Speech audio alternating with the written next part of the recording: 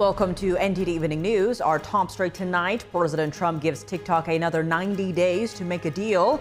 And abroad, he says he'll make a decision within 2 weeks on whether to strike Iran. Jack Bradley at the White House. Israeli forces strike another nuclear site in Iran. Meanwhile, an Iranian missile reportedly hits a hospital in Israel. Jason Perry reports. The Israel-Iran conflict threatening an important lifeline for the Chinese Communist Party. Nearly half of China's oil imports transit through the Strait of Hormuz. Luis Martinez explains. A SpaceX Starship explodes during a test launch in Texas. Video footage captures an enormous fireball.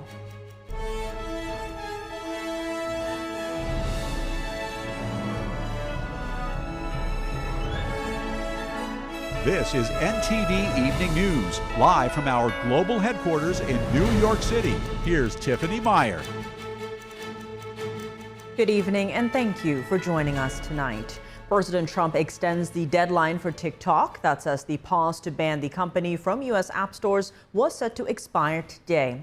He also says he'll make a decision on whether to strike Iran within 2 weeks. NTD's Washington correspondent Jack Bradley has more from the White House.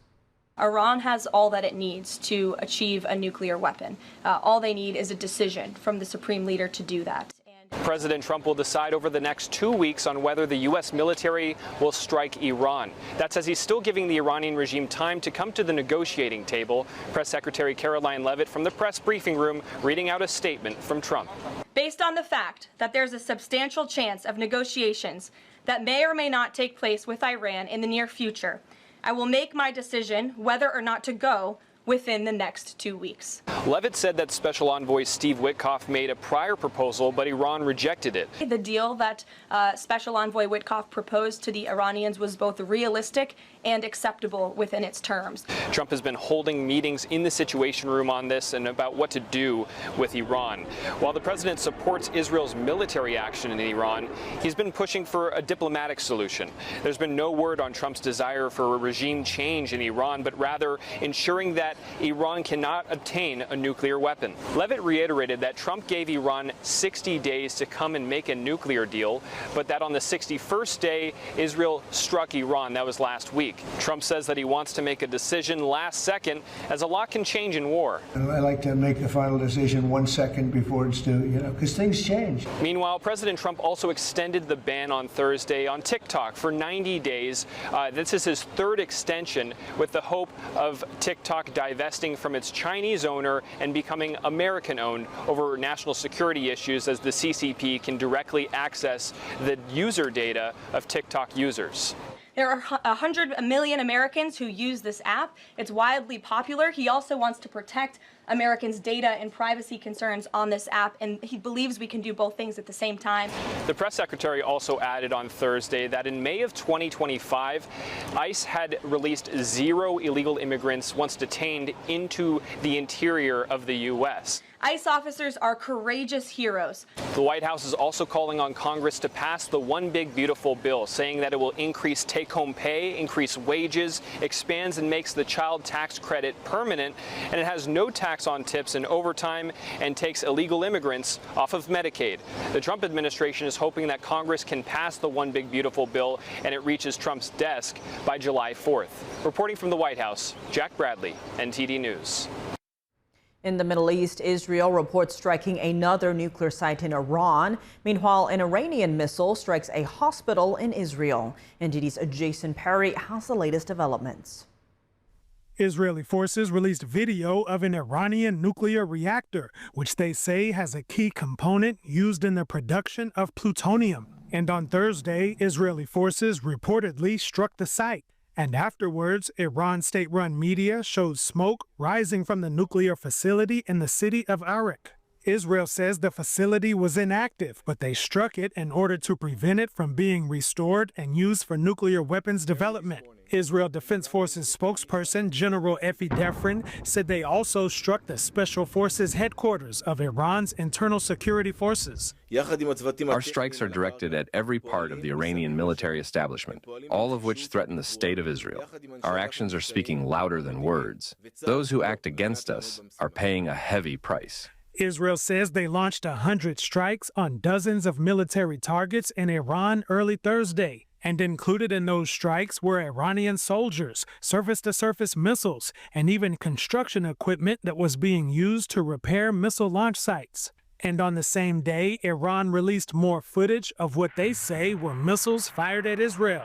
Some of the missiles made it through Israel's air defense systems and struck multiple locations, including a hospital in southern Israel. Medical staff were seen evacuating patients, and debris was seen scattered throughout the building's interior. The director of the hospital said a fire broke out and several wards were completely demolished. This specific building, because it's an older building, was evacuated by us in the past few days, and the department it was directly hit was empty at the time it was hit. He said 40 people in the hospital were injured, some from broken glass and falling ceilings. Israeli Prime Minister Benjamin Netanyahu also visited the site. We see the whole difference here. We are hitting with precision the targets of the nuclear and missile programs, and they're hitting a hospital where people can't even get up and run away. An Iranian missile also hit the center of a building complex in Homan near Tel Aviv, causing damage to 5 buildings around the area of impact. And some high-rise buildings near Tel Aviv were also damaged by an Iranian missile. Israel's Foreign Minister Gideon Sa'ar spoke with reporters after the attacks. He said that regime change in Iran is not one of Israel's goals in the conflict. Jason Perry, NTD News. A possible regime change in Iran is one of the big topics surrounding the recent escalations. Today, Israeli Prime Minister Benjamin Netanyahu was asked about Iran's leader, Ayatollah Ali Khamenei. Netanyahu says no one in Iran should have immunity. Take a look. I instructed that no one in Iran should have immunity. Beyond that, I don't think it's appropriate or necessary for me to add anything. I believe actions should speak much louder than words. Also in Israel today, researchers at a science institute are looking at the damage caused by a recent Iranian strike. The scientists say the extensive damage could potentially set back their research for years, and they add that some of the research can't be recovered at all. Meanwhile, in Iran, the regime could reportedly close the strategic Strait of Hormuz. The strait is the entrance to the Persian Gulf from the Indian Ocean. About 20% of the world's oil exports flow through it. The Times of Israel reports that Iran could close the strait if the U.S. decides to join Israel in the fight against Iran. And American and United Airlines are suspending some flights to the Middle East. This comes as the State Department warns U.S. citizens of possible dangers in Middle Eastern nations due to current developments. Iran has threatened to close the Strait of Hormuz in retaliation for the ongoing conflict with Israel, but it is China, not the West, that might bear the brunt of the economic fallout. Our Washington correspondent Luis Eduardo Martinez has more on the story. I think any American intervention would be a recipe for an all-out war in the region with very, very bad consequences for the whole international community. We are in contact with almost all countries, including China and Russia, and we are trying our best in order to mobilize international community's unified response against this act of aggression. Just as Iran had its so-called axis of resistance with Hezbollah, Hamas, the Houthis in Yemen, the now deposed Syrian regime of Bashar al-Assad, and militias in Iraq, so does the Chinese Communist Party rely on its proxies to wage asymmetrical war against the United States through Iran, North Korea, and Russia. And just as Iran was left severely exposed after Israel and the United States dismantled its axis, so can the Chinese Communist Party be severely weakened if its proxies fall. Right. If we attack Iran, and it looks like we're going to do that, there's a number of things that people have warned about that are likely to happen. Closing the Straits of Hormuz, shutting off, therefore, about a quarter of the world's oil supply. That will sink stock markets around the world. I mean, the only things that Iran can really pull off are attacking American troops with missiles in bases in Iraq, blowing up the Straits of Hormuz that they, for a few weeks. Half of the oil that fuels the Chinese Communist Party's economy transits through the Strait of Hormuz, with Iran being its largest supplier. Israel has targeted Iranian oil infrastructure without affecting U.S. oil prices. It went after oil storage and oil refineries and those depots, as well as, of course, the targeting of gas facilities in Iran's south. A weakened Iran not only affects severely the flow of military drones to Russia for its war in Ukraine, but it also becomes a liability for the Chinese Communist Party's economy. You know, if they don't have any deterrent capacity, that means that they're going to be essentially a Hamas type threat, but much, much bigger. And so the long-term implications of that, I think, are much greater. The Chinese Communist Party took 4 days to respond to the outbreak of the conflict in between Iran and Israel and has offered to negotiate a peaceful solution. Reporting from Washington, D.C., Luis Eduardo Martinez, NTD News. The last American hostage to be released from captivity in Gaza has returned home today. Aide Alexander returned to Tenafly, New Jersey today after nearly 600 days in captivity.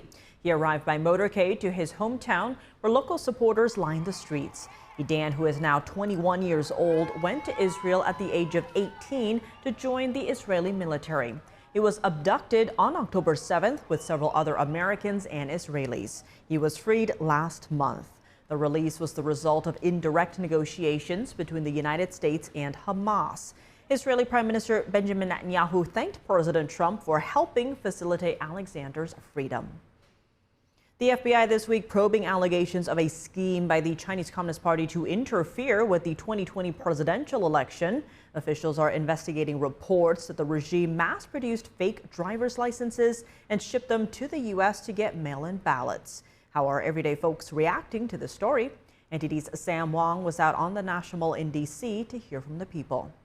The FBI is now saying that China was mass-producing fake U.S. driver's licenses, sending them to the United States during the 2020 election to interfere with the result. What are your thoughts on that? What's your reaction? I hadn't heard that story, but I wouldn't put it past them, I guess. I mean, the Russians did the same thing back in the 70s and 80s. Well, I hope that stops. That needs to stop. We need to have a fair election. Well, I know that that's a fact because I work at a university, and I know that students who are underage can, for $300, they can get 2 or 3 copies of a very real-looking fake driver's license. So that is concerning. I think that that's something we need to be very concerned about is our voting and our ballots. Keep them up in the forefront and knowing where everything's coming from. And we need to make sure that people are being checked and that we still have our right to vote, but it needs to be done the right way. Are you concerned about foreign influence in our electoral system, specifically when it comes to China? Yes, I am. I am concerned about that. And I think, again, if anybody can get to the bottom of it and cure the problem, we got the right man in office. I'm worried about any foreign entity that infiltrates our elections. I mean, that's one of the major things that I love about America is that we're able to freely vote and vote our people in and everything. I read some of the headlines that say that they had interference in our voting systems. We need to stomp that out. We need to have people here legally. We need to have them vetted. They need to come in through the front door. If Trump's behind it, I'm not as concerned as much. Right now, I feel that our country is in a position that we are being held accountable and we are being held to a higher position to be doing things correctly, and I'm happy about that. A SpaceX rocket exploded in Brownsville, Texas last night. Video footage captured the explosion and an enormous fireball. SpaceX said the Starship experienced a major anomaly around 11 p.m. while on the test launch pad. The company said there were no hazards to nearby communities, but asked people not to approach the site. Last night marked the 10th test flight for SpaceX's Starship. CEO Elon Musk's spacecraft is designed to carry both crew and cargo to Earth orbit, the Moon, and Mars. The rocket consists of 2 components, 33 Raptor engines using sub-cooled liquid methane and liquid oxygen power, the Super Heavy booster. The 171-foot-tall second-stage spacecraft is known as Starship. Both are designed to be fully reusable. Coming up, the White House border czar says more resources are being sent to so-called sanctuary cities to tackle public threats. Jason Blair has more on that and other immigration updates. The Los Angeles City Council has approved funding to cover LAPD overtime costs related to recent protests. Meanwhile, demonstrations continued outside a Southern California hotel where ICE agents were believed to be staying. And in a world of processed food, one community has remained steadfast in preparing homegrown meals. Yanya Kellick shows us what's cooking on Ohio's Amish country when we come back.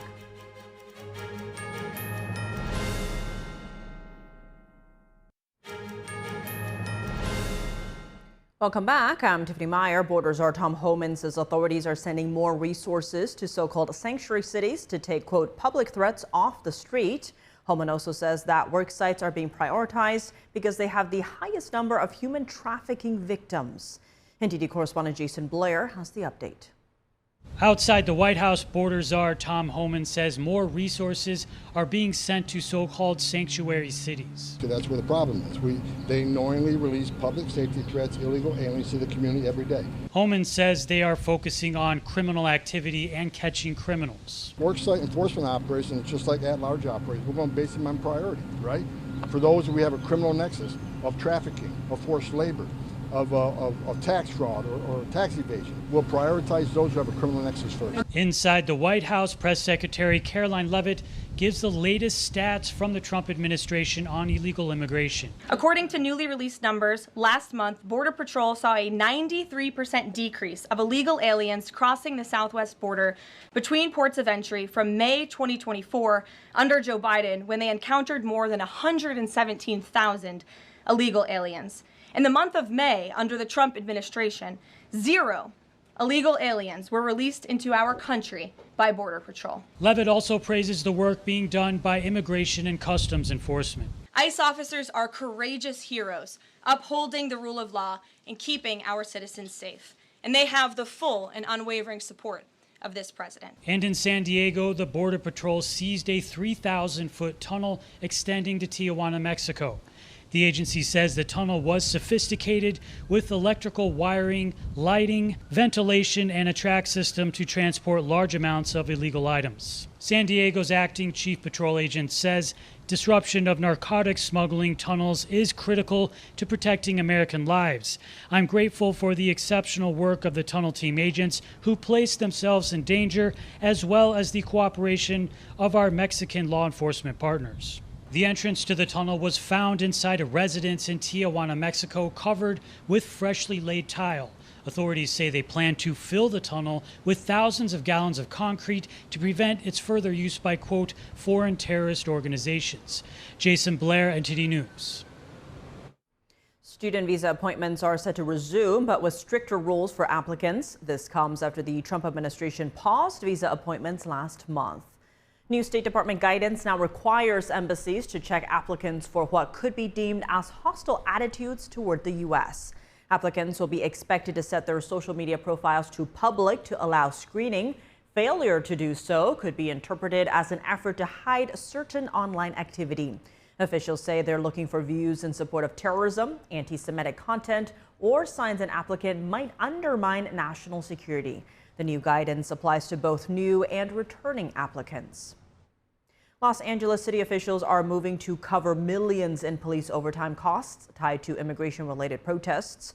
Meanwhile, demonstrators returned to an LA County hotel targeting ICE agents who are believed to be staying there. NTD's Christina Corona tells us more.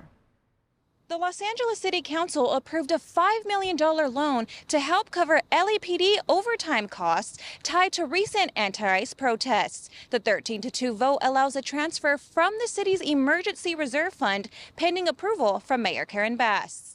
Council members Eunices Hernandez and Hugo Soto Martinez opposed the motion, citing concerns about LAPD spending. City records show $19.7 million has been spent responding to the protests, with 87% or $17.2 million going to LAPD, including $11.7 million in overtime. LAPD says it does not yet have a breakdown of overtime figures for the most recent pay period, which ended June 14th. Meanwhile, the Los Angeles Dodgers are expected to address the recent immigration raids on Thursday, which have caused concern among many fans. Latino advocacy groups have been urging the team to take a public stand. Early Thursday, the Dodgers posted on X that ICE agents requested access to their parking lots. This morning, ICE agents came to Dodger Stadium and requested permission to access the parking lots. They were denied entry to the grounds by the organization. Tonight's game will be played as scheduled. However, ICE says that their agents weren't at the stadium, responding on X, "False, we were never there." The Department of Homeland Security later clarified that the agents were from Customs and Border Protection and that their presence was not related to an enforcement operation. The Dodgers said they would soon announce plans to support immigrant communities affected by the raids in Los Angeles. And in Pomona, protesters gathered outside a Hilton Garden Inn for the second night in a row, targeting ICE agents believed to be staying there. About 150 demonstrators waved flags, honked horns, and banged drums, trying to disrupt the agents' stay.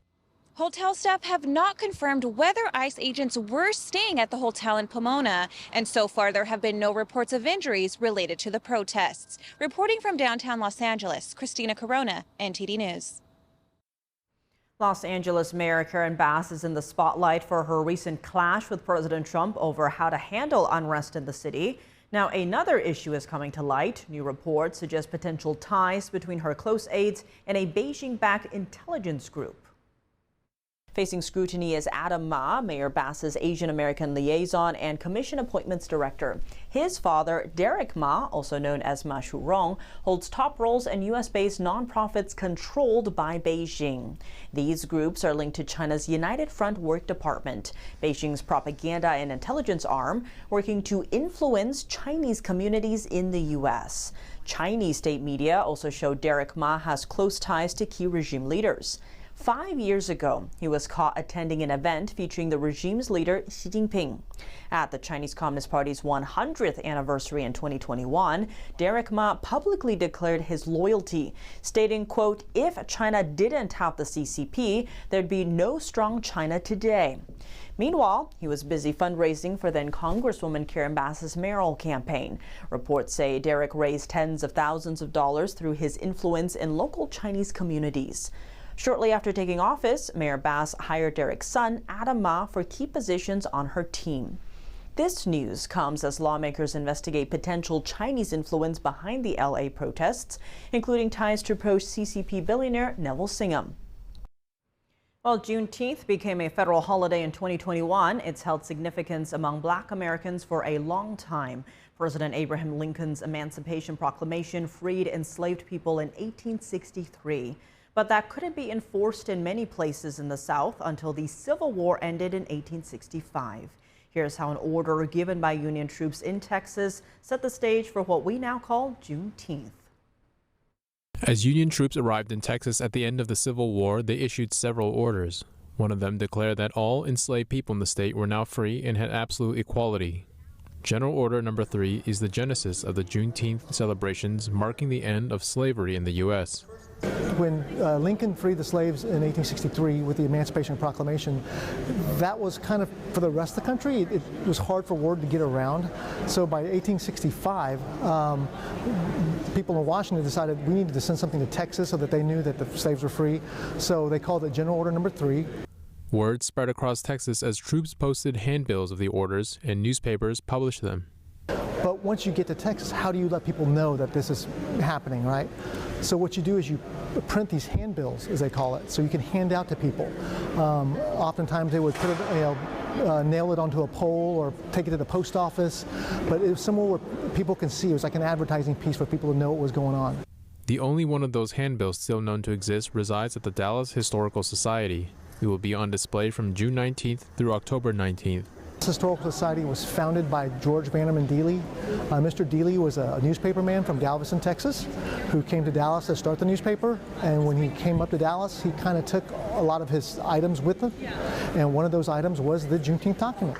For generations, Black Americans have commemorated the end of one of the darkest chapters in U.S. history. The day is marked with parades, street festivals, musical performances, and cookouts. Juneteenth has also been called Freedom Day, Emancipation Day, Black 4th of July, and Second Independence Day. Coming up, President Trump says he'll decide what actions to take in Iran within 2 weeks. What factors could he be weighing, and what role is China playing in the Israel-Iran war? Former diplomat and Energy Department official Bart McCoy shares his insights after the break.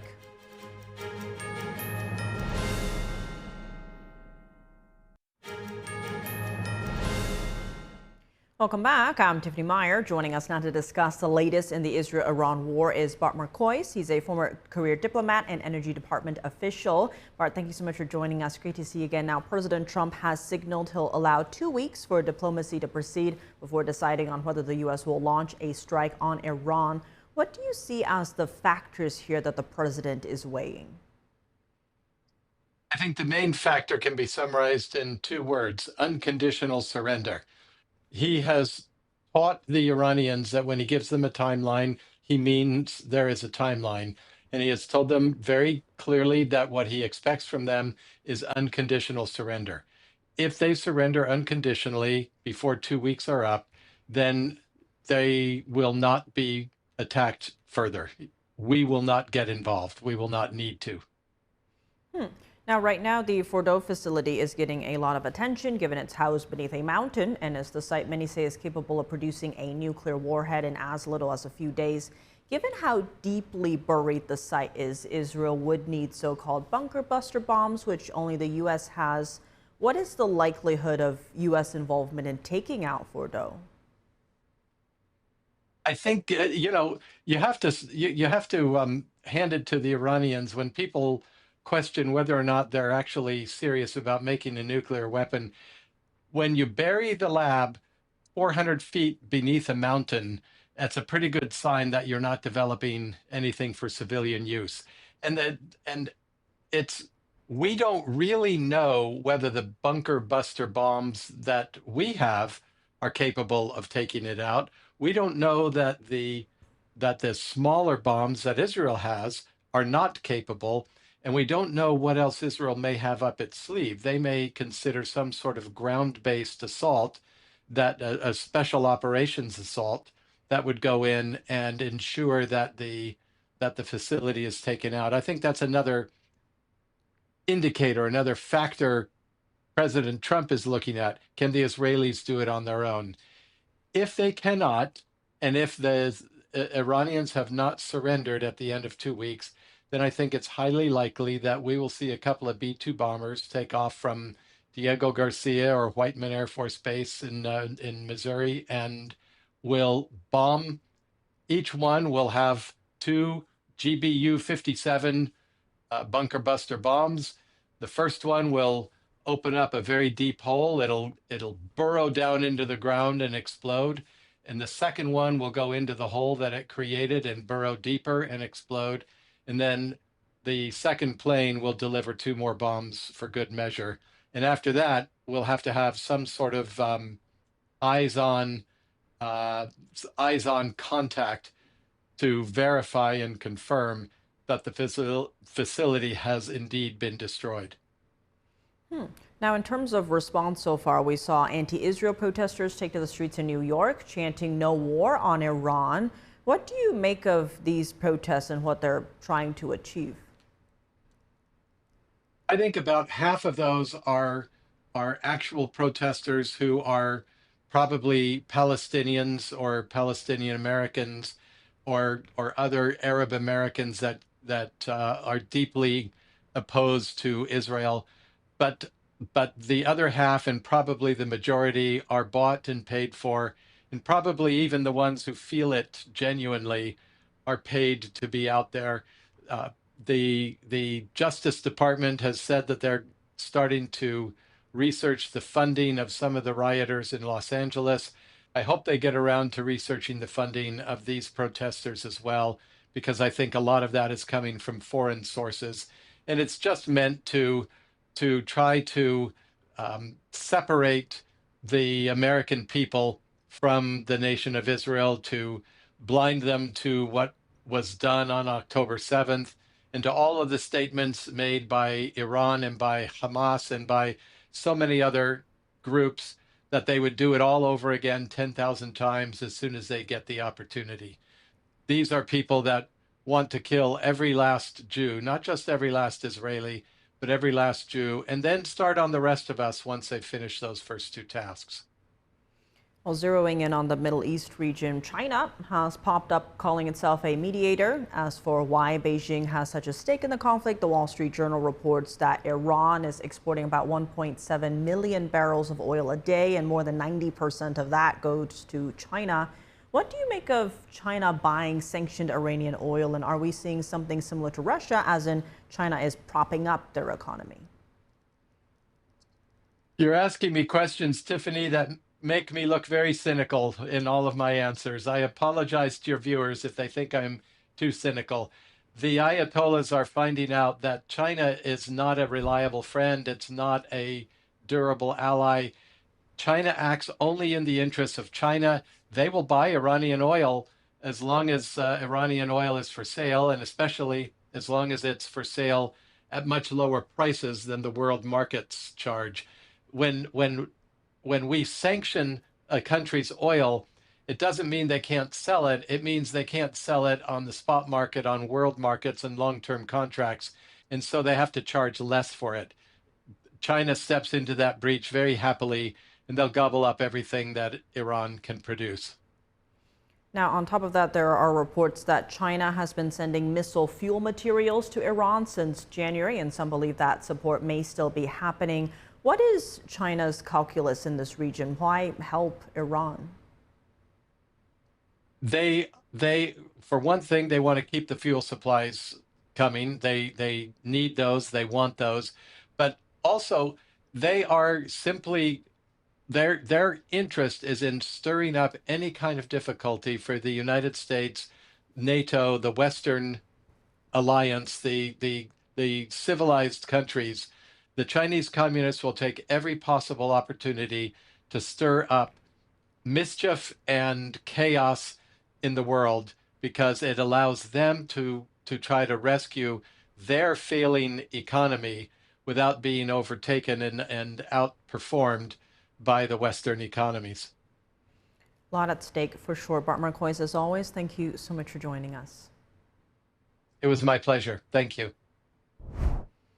In a world of processed and fast food, there's a movement promoting homegrown and homemade alternatives. That's the theme of this year's Food Independence Summit, which prioritizes healthy living and self-sufficiency. The two-day event wrapped up this afternoon. Let's see Yanya Kellick, host of Epic TV's American Thought Leaders, in the heart of Ohio, Amish country. Well, hello everyone. We're here at the Food Independence Summit in Walnut Creek, Ohio. People come here to learn how to be less dependent on other people, particularly for food. You can find out how to do it here. We've got 48 concurrent workshops this afternoon. When we do something, we do it with all our might. Well, please show me some of what you've got happening over here. Okay, let's go. Whew. That's a mighty fine looking sausage. It's powered by the 2-burner propane burner on the bottom with literally a slab of apple firewood right on top. Oh wow, that's fantastic. We're working on pressure canning beef tacos today. And this is actually really super simple. My family has been doing this for hundreds of years. You just fill the jars, you put them in the canner and you put the lid on, and then you run the canner. And so what that does is it creates an environment inside the jar where then you can put it on your shelf and you don't need any refrigeration. Oh, all of our food falls on an acidity level. So things that are more acidic, like apples and oranges and fruit juices, jams, jellies, they only need to be heated to 212 degrees. So that can go in this large pot because we can boil water in here at 212 degrees. Here's your superb lids and your superb rings. So we just put that lid and that ring on. And then once it goes into the canner, the lid will actually kind of bounce up and down, and it will push all the air out of the jar. It will push all the oxygen out of the jar. And you just put it on your shelf like this. Oh. The lid is what holds the suction to the jar, not the ring. It's very inspiring to people who would love to have a piece of property, make a full-time living with their family, and serve their community with good stuff. When you realize that everything starts at seed and that soil, then you change your lifestyle once you start to learn. I'm teaching generations of skills to my children. John, this has been absolutely fantastic. Thank you so much for arranging everything for us to be able to kind of insert into every part of the event. It's our pleasure. The fact that you came out here means so much. This is Jan Jekielek reporting for NTD from Walnut Creek, Ohio at the Food Independence Summit. And that was just a bite-sized snippet of Jan's reporting. Watch the full report on an upcoming episode of American Thought Leaders here on NTD or on Epic TV. Coming up in the NBA, the Thunder can clinch the title with a win tonight, but the question remains, will Tyrese Halliburton suit up for Indiana? Dave Martin joins us to discuss and step into a mansion and into the heart of 17th century Dutch life with a rare exhibition at the newly reopened Frick Collection. Stephania Cox takes us there after the break.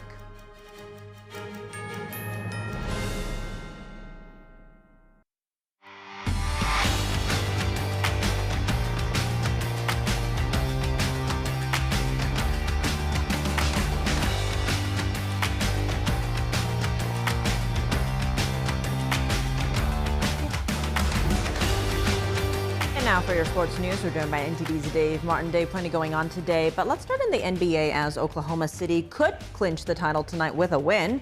But the big question is still, what's the status of Indiana's Tyrese Halliburton? Yeah, Halliburton, he's actually listed as questionable to play for tonight's game. He's actually confirmed also he does have a right calf strain. Now, naturally, of course, he said he's wanted to play, but he's kind of probably weighed that against your long-term risks of playing on an injured leg. Plus, of course, how effective can he actually be with this kind of injury? Now, we saw in the last game, Game 5 on Monday, he scored just 4 points in 34 minutes, missed all 6 of his shots from the field. That was his lowest scoring output of the playoffs. Now, yesterday they had practice that head coach Rick Carlisle said he did participate in, but it was just a light walkthrough as well as watching film, so it doesn't really tell us what his status might be. Now, Carlisle himself said it'll likely be a game time decision for tonight. That game starts in just a couple hours in Indiana. That'll be 8:30 Eastern time tonight.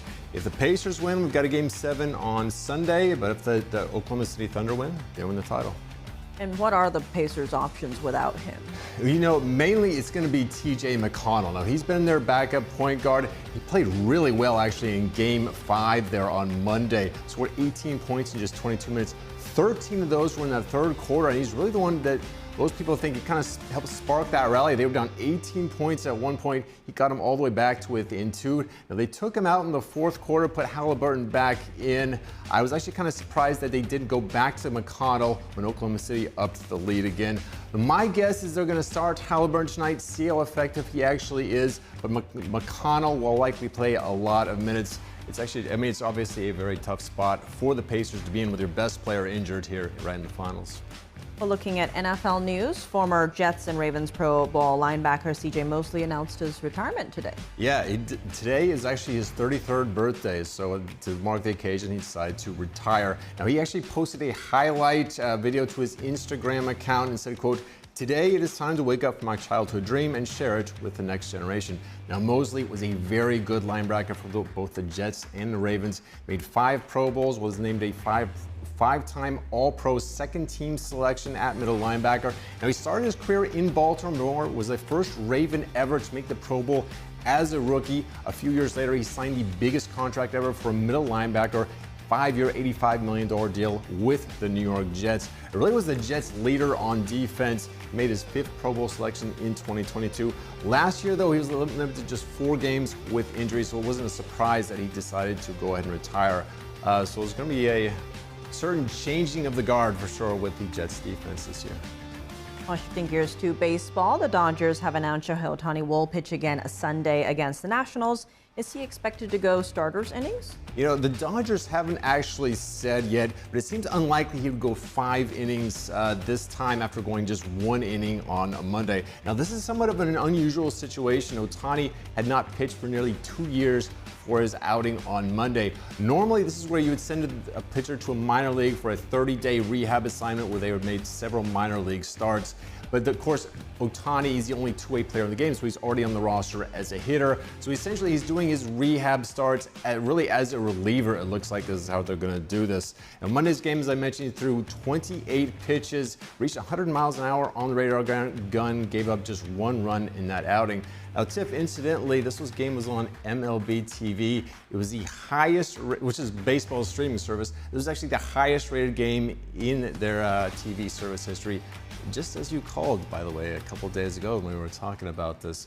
So I don't know, maybe you should be up here answering these questions instead of me. I don't know. Yeah, maybe I should go into sports. Well, Dave, as always, thanks for joining us. Thank you, Tiff. Now to New York's Upper East Side, where a jewel of the classical art world has reopened its doors, and with it, an extraordinary reunion. For the first time, 3 paintings by the Dutch master Johannes Vermeer, all exploring the theme of letter writing, are being shown together in a single gallery.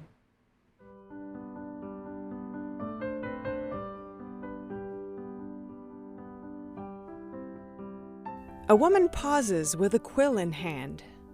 A maid offers a sealed letter. Another, in a golden interior, seems poised to read something that's only for her. These are Vermeer's love letters. Domestic, enigmatic, timeless. 3 masterpieces, now for the first time, side by side in New York. Vermeer's love letters brings together the Frick's own Mistress and Maid, alongside loans from the Rijksmuseum and Ireland's National Gallery. They're here together in a single gallery shown side by side for the very first time. So in very classic Frick style, this is an exhibition that encourages, fosters, invites close looking, deep thinking, and simply marveling at staggering works of art. Only around 35 Vermeer paintings survive. Of those, 6 portray the act of writing or receiving a letter. That makes this show, focused solely on that theme, all the more extraordinary. I think one of the key aspects of letter writing for Vermeer was the mental activity involved. What is the greatest challenge for an artist is to depict what we're all conscious of, but is not visible. And that's sort of the magic of consciousness generally, is that these thoughts, these emotions, you can read them on faces a bit or read them in people's postures, but how do you convey that as a painter? It takes a great deal of mastery to be able to convey these subtleties. Vermeer's magic lies in the everyday, his use of light, space, and detail, elevating the ordinary into the eternal. Some even speculate that he used a camera obscura to achieve such precision.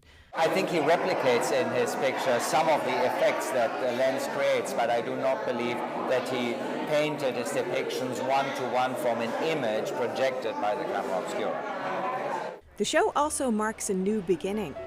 It's the debut exhibition in the Frick's newly renovated exhibition galleries, a setting that once again places art within a space of classic refinement. We just love this space and everything, and we're very excited. What do you like about classical art? I would say that it talks to me. I see that. I see the real parts, and even though it's a painting, but I feel like it's moving, like the energy. This is what we love about it.